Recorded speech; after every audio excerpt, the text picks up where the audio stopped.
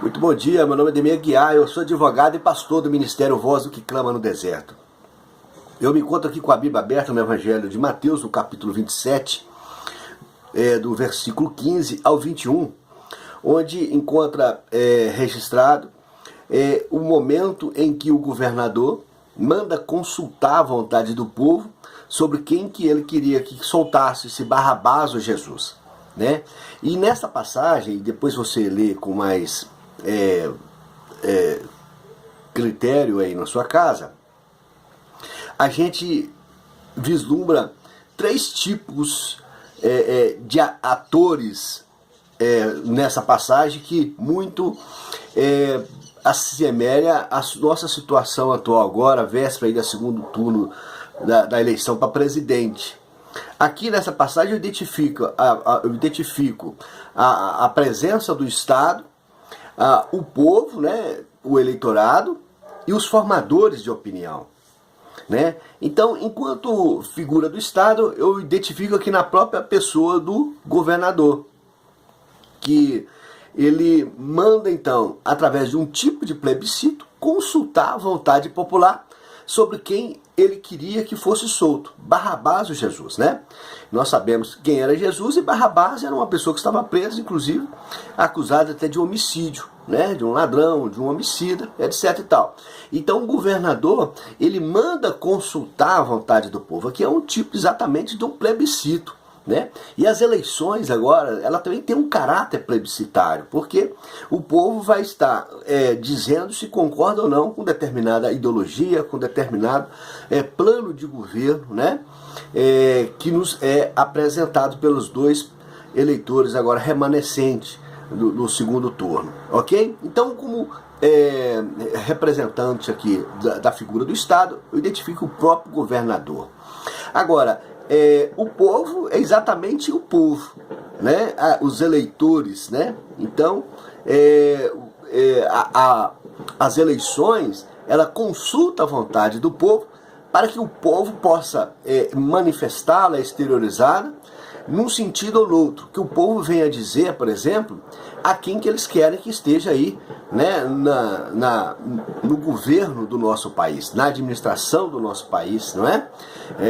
Como chefe aí do Supremo, chefe supremo da nossa nação, né? Então, há uma consulta popular através do voto, que é feita agora nesse segundo turno também. Né? O que está sendo posto exatamente é isso. A quem vocês querem que esteja na direção do nosso país, na administração do nosso país, né? Qual o perfil de pessoa que você quer para estar à frente, né, dos destinos mais importantes da nossa nação, né? Que tipo de ideologia, que tipo de valores que essa pessoa sustenta ou ostenta que possa representar os interesses da maioria. Né? Mas eu vejo aqui também como um outro agente por trás, os formadores de opinião. Né? E aqui fala que no verso 20, mas os principais sacerdotes e anciãos persuadiram a multidão de que pedisse Barrabás e fizesse morrer a Jesus. E aqui eu vejo os formadores de opinião, né? Pessoas influentes, né? Comunicadores, artistas, religiosos, etc e tal, né, que tenta de alguma forma formar a opinião, né, no eleitorado, né? Tentam convencer o eleitorado de que a posição que defende é melhor para o país. Mas o que eu mais acho grave é que nesta passagem, e hoje também está muito latente na nossa atual situação, é que há um eleitorado específico aqui, que é o povo cristão, e que aqui nesse versículo 20 fala que os principais sacerdotes são pessoas então que Max Weber vai dizer aqueles que detêm uma autoridade carismática, né? Autoridade espiritual. E essas pessoas, né, aqui está falando dos principais sacerdotes, são os principais pastores, líderes influentes da nossa confissão religiosa, né, que estão formando a opinião na mente do povo, mas de uma forma que estão mais, não é nem formando a opinião, estão impondo a opinião, né, na mente das pessoas. Porque você formar uma opinião, você precisa apresentar os prós e os contras, né, os prós e os contras daquela pessoa, daquela opção, porque não há nada que seja irrepreensível, que não tenha alguma contradição. É preciso, então, que faça um levantamento, né, indique quais os pontos fortes e os pontos fracos de cada um dos candidatos, né, e que para depois venha decidir aquele que seja mais favorável, mais conforme a nossa convicção, aos nossos interesses, a nossa confissão religiosa. Ok? Nós precisamos lembrar também que nós não estamos elegendo um presidente de igreja. Nós não estamos elegendo, né, um líder espiritual.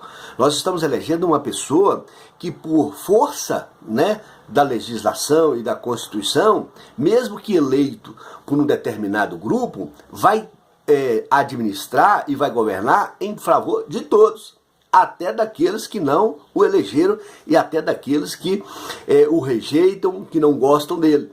Então ele tem que ter essa capacidade de administrar e buscar os interesses, inclusive daquelas pessoas que não quiseram ou não querem ele no poder. Não é? Então nós não estamos aqui elegendo um líder espiritual, né? Um líder para estar à frente da nossa nação, ok? E eu vejo com certa preocupação isso, porque aqui havia uma motivação por trás desses principais sacerdotes por estar induzindo aquele povo a manifestar um determinado sentido, aqui no caso aqui, em favor de Barrabás, em detrimento do Senhor Jesus. Havia uma motivação maligna, dolosa por detrás, uma motivação secreta por detrás de determinados líderes. Aqui no verso 18 fala assim, porque sabia que por inveja o havia entregado. Quer dizer, havia uma motivação equivocada, ilícita, imoral, antiética por detrás daqueles líderes, né, que estavam maculando a vontade do povo, né, desrespeitando a vontade do povo. O que nós podemos fazer é fornecer subsídios, elementos para que o povo venha escolher. Nós não podemos cometer uma ingerência na vontade do povo, porque a vontade do povo, até mesmo para que ela tenha validade, ela tem que ser depurada de todo vício. Por que hoje o voto é secreto? Porque antigamente, né, na época do coronelismo, havia os votos de cabresto. Então os coronéis, os donos de fazenda, né, impunham as pessoas, os seus servos, seus funcionários, seus escravos, né, as pessoas que colaboravam nas suas atividades, né, a quem eles iam votar, né? Então era um voto de cabresto mesmo, conduzido pelo cabresto, não é? Então não havia espaço de liberdade para a pessoa escolher, né? E às vezes votava uma pessoa que ia perpetuar aquele sistema escravocrata, aquela situação de opressão em favor, contra, inclusive, a própria pessoa que estava votando. Então a vontade da pessoa aqui, ela só tinha uma aparência de legalidade, mas no fundo não era a sua vontade interna. Porque ao homem existe duas vontades. Existe aquela vontade interna, que a gente chama de vontade real, né? De acordo com os princípios aí da lei secular, né? Do direito, é aquela vontade interna. E a vontade exteriorizada é aquela vontade que ela se dá a conhecer em algum ato, através de um negócio, de uma palavra empenhada, de um contrato, etc. e tal. Mas muitas vezes essa vontade ela está de tal modo viciada que esse negócio pode ser, um contrato, por exemplo, pode ser anulado. Quando isso acontece é quando a vontade da pessoa exteriorizada naquele contrato não coincide ou não é uma representação real da sua vontade interna, né? Ou seja, ele não quer fazer aquilo, mas ele está sendo induzido por erro, né? Ele está sendo conduzido por algum equívoco, né? Ou por um dolo, ou às vezes está sendo até coagido, constrangido a assinar determinada coisa, a declarar determinada coisa, contrário, inclusive, aos seus próprios sentimentos, à sua própria vontade. Então, eu quero deixar essa palavra, que nós não podemos violentar a vontade do eleitor. Nós não podemos cometer uma ingerência na vontade do eleitor. O que nós podemos fazer é fornecer o subsídio, volto a dizer, elementos, né, meios que as pessoas possam, através deles, formar sua convicção. Mas a vontade da pessoa tem que estar livre.